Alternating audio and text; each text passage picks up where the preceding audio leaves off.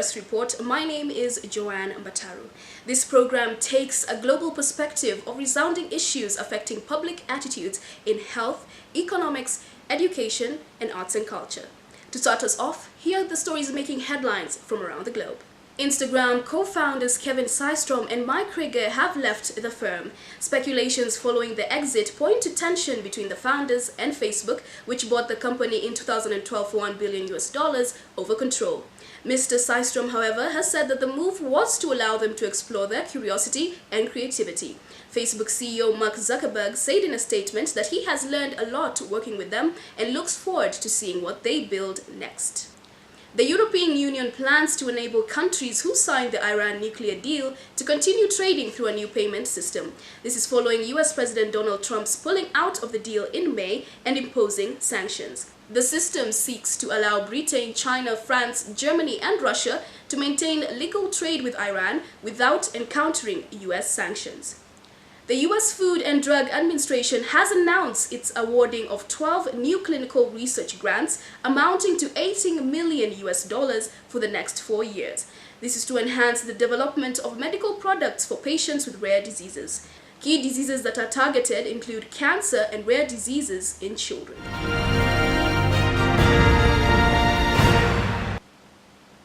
With the awarding of grants by the FDA, research as well as studies for academic and practical purposes can now be done, with the main aim being to accelerate cancer research and enrolling children and adolescents for rare diseases control. This is now possible in Kenya.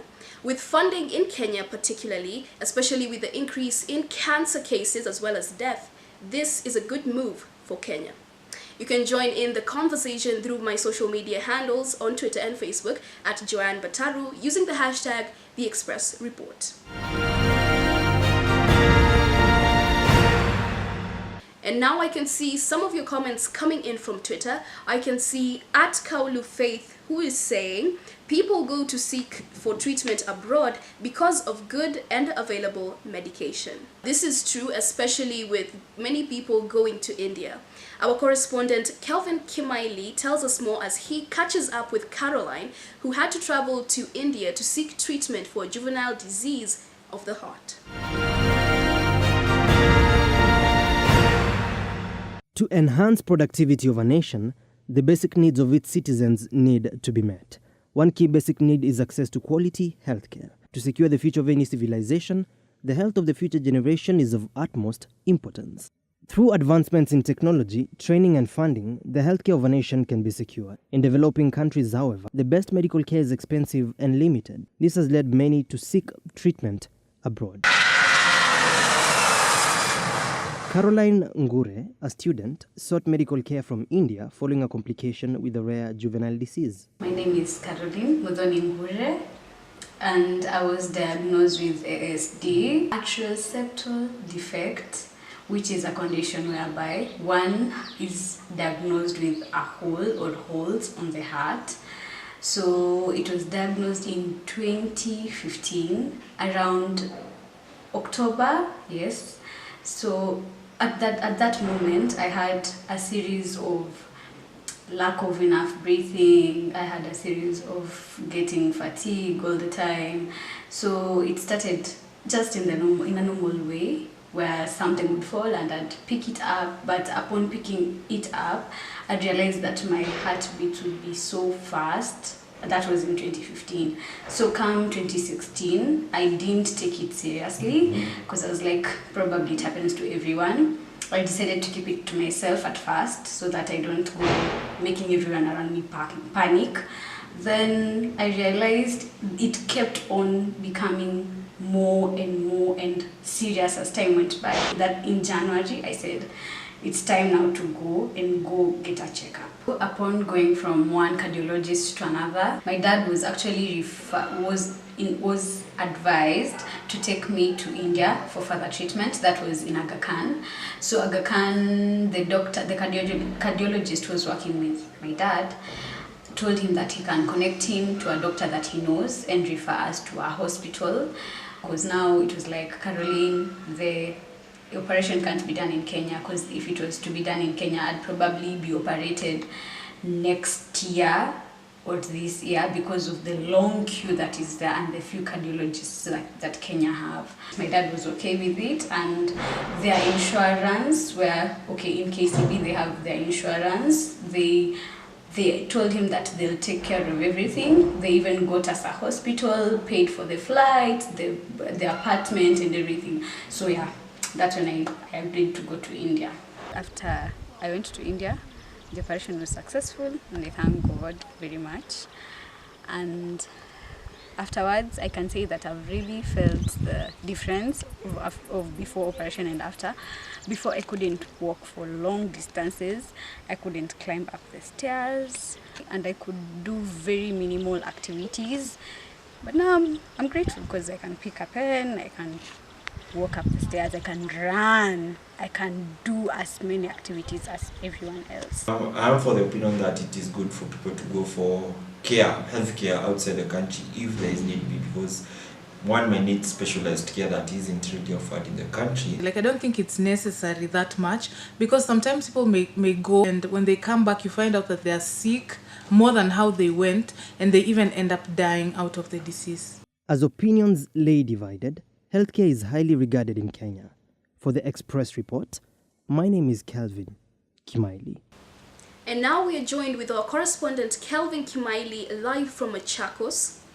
And what we'd like to know, after speaking with Caroline and the opinions of people who thought were for or either against traveling abroad, the main question is, has the opinion shifted or has it maintained? Well, Joanne, the question of opinions changing or maintaining is a question that goes beyond just the ordinary Kenyan, because we are talking about medical services and facilities in the country, and these are issues that the government is trying to improve on every single day. But before we change the mentality in many Kenyans, we find that even those who can afford going abroad to seek medical facilities and treatment, they do not even think about the local services we have here. And even the local mwananchi is left out of the question, because if they can't afford, the facilities in the country are not good, what are they left with? They just struggle. So the issue is not about just mentalities and attitudes. It's a question that goes beyond what we have to a question of what is being done and what can be done to improve the situation in our country. So therefore, the opinions will probably continue being diversified, and this is something that probably go on for a very long time until our politicians, our government take a different stand in this whole issue of healthcare in our country. Back to you, Joanne, in the studio. All right, thank you for that report, Kelvin. And as we move on, remember you can join the conversation on our social media platforms on Twitter and Facebook at Joanne Mbataru. And right now I can see on Facebook, I see one Francis Mukundi, who is saying that I think the health sector needs to improve in service delivery to its citizens.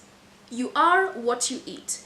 And to talk to us about the role of nutrition in juvenile diseases, we are joined by a nutritionist, Wanjiku Njenga. Welcome to the program. Thank you for having me. And to talk about the role of medication in prevention and control of juvenile diseases, we are joined by a pharmacist, Francis Kiragu. Welcome. Thank you so much for having me. And lastly, to talk about research and funding in Kenya, we are joined by a health communication researcher, Winnie Mbatha. Welcome to the program. Thank you for having me. Thank you for joining us today. And I'd like to begin with our nutritionist. When we talk about the importance of health and children, we start with maternal care. So what can you tell us about the importance of maternal health care? There are a number of differences that affect food consumption in boarding schools and at home. In terms of food options, what are the varieties of food? This may affect how much a child is going to eat. There's also the mode of preparation and how balanced is the food in terms of what are the major macronutrients in that food, carbohydrates, proteins, and the vegetables.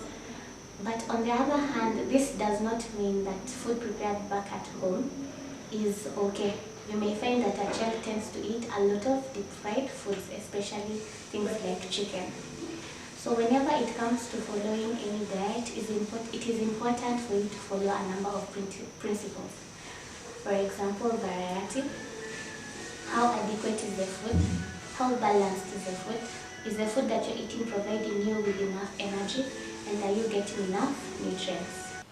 And as we continue with the development of children into adolescence, as children, as they go to school, as particularly boarding schools, what can you tell us in terms of nutrition with the difference in food quality in boarding schools versus at home?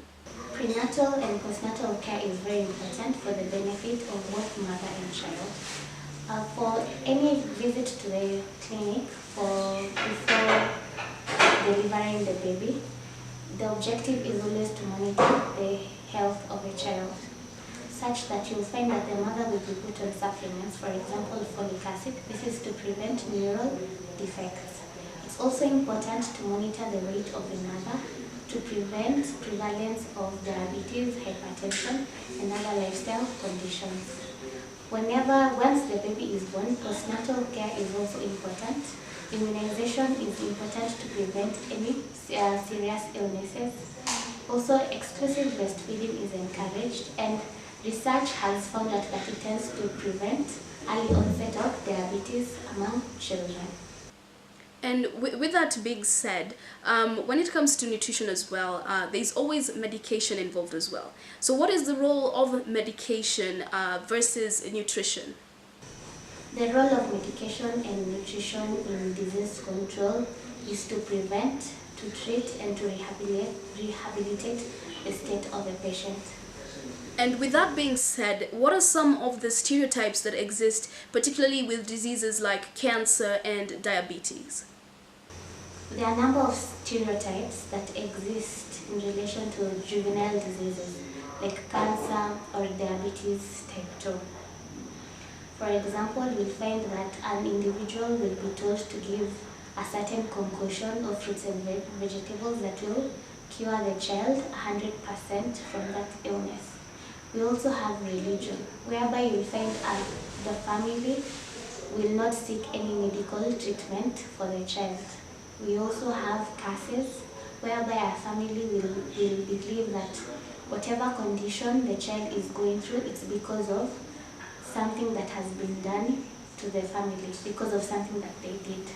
And maybe in closing, are there any efforts to do research and also fund some of the projects to try and find out what are some of the causes, or maybe even come up with preventive methods in your particular field when it comes to juvenile diseases? Nutrition department falls under the Ministry of Health, and you'll find that money that has been kept specifically for the nutrition department is very minimal. Therefore, we tend to depend on the NGOs for all our projects. Thank you for your input, Wanjiku Njenga. And now we move on to our pharmacist, Francis Kiragu. And to start us off, I think I'll ask you a similar question when it comes to research. Since your field is sensitive in the field of medication, are there research efforts that are being undertaken in your particular field? Well, thank you so much for this opportunity. I want to take my take on the research that is going through about, in this field of medicine. There are a lot of research that is being done every day. Every day is a lot of advancement concerning to mostly the cancer drugs and for the pediatrics and diabetes and so many cases that are getting on as we go on. In Kenya, mostly research is going on, but not that much because financial constraint needs a lot of money. So Kenya has no much research is being done, but in the nation of abroad they are doing a lot of research. If you go to the United States of America, you go to Finland, you go to Europe, mostly they're using a lot of money. United Nations, the World Health Organization, they are putting a lot of funds to do a lot of research to get, is there any day that will come out with a pill, just maybe an injection or some drugs that when somebody is having cancer, he or she will be given the medication. And just speaking from what you have said about the importance of medication, there's always this myth, or there's always been this argument about prescription medication and over-the-counter drugs. What can you tell us about probably the benefits or disadvantages of having either above the other? Thank you so much for that question. No, mostly people never differentiated about the over-the-counter medication and prescribed medication. I want to put in this in perspective and to explain on this, that if you go to the body that regulate pharmacy, that is called Pharmacy and Poison Board, it's under the Ministry of Health. It's a body that regulates so everything. So they have a guidelines on the medication that that can be given over the counter and given under prescription. The advantages of prescribed medication, one I could always say, because under prescription, you need to go take a history of the patient, and internalize the weigh out the condition well, the diagnosis, the prognosis, and the progression, and when did it start, and how will you continue, and how to start. Because if you just go and take a medication, for example, a patient might be allergic to a drug you don't know, and when you just go and just pick a medication and just go and tell somebody in the pharmacy, just give me this drug, yet you are reacting to this drug, how will you know that you're not allergic to that drug? So it's good when you have go to a medical practitioner to write your prescription, to give or to take your history well and go take it well, and then they will give a final analysis and give you the best medication for you. And now we're joined with Winnie Mbatha, a health communication researcher, to shed light on the research situation in Kenya. So Winnie, the first question would be, is there research being done? And if it is, by whom? There is so much that's going out there, and I guess that's why most people don't know. One, the reason is on both sides. The researchers are not able to translate this into practice. And so that's where communicators come in. There's a gap between the researchers and the audience. So a communicator will effectively fit there to be able to translate. And that's why health communicators are very important. So, for example, KEMRI is doing a lot of research, both in Nairobi and Kilifi. They are working with general hospitals on research specifically for children, the different types of diseases. But, of course, most people don't know because that information is not reaching the audience. But it probably is designed for doctors, for pharmacists. But how do you, as the person taking the medication, get that information to help you transform your life into living a healthy life? So yes, there's so much research. NASCOP is doing a lot of research. Of course, various NGOs and many other individuals and scholars in universities are also doing research.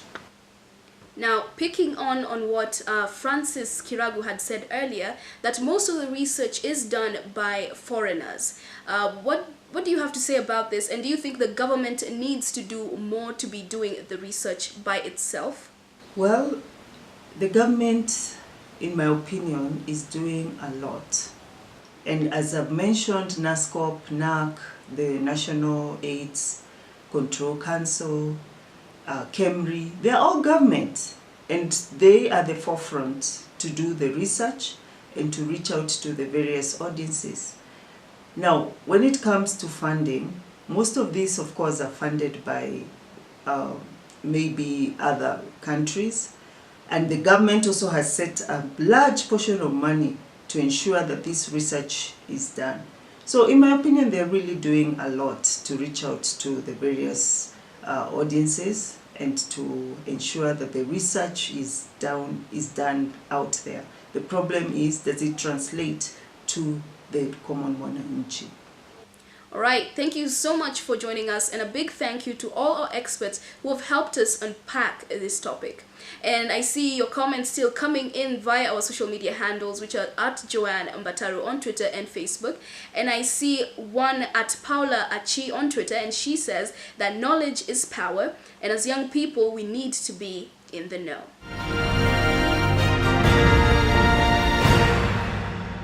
Primarily, our health is affected by what we put inside our bodies. Exercise as well as good nutrition will benefit our bodies.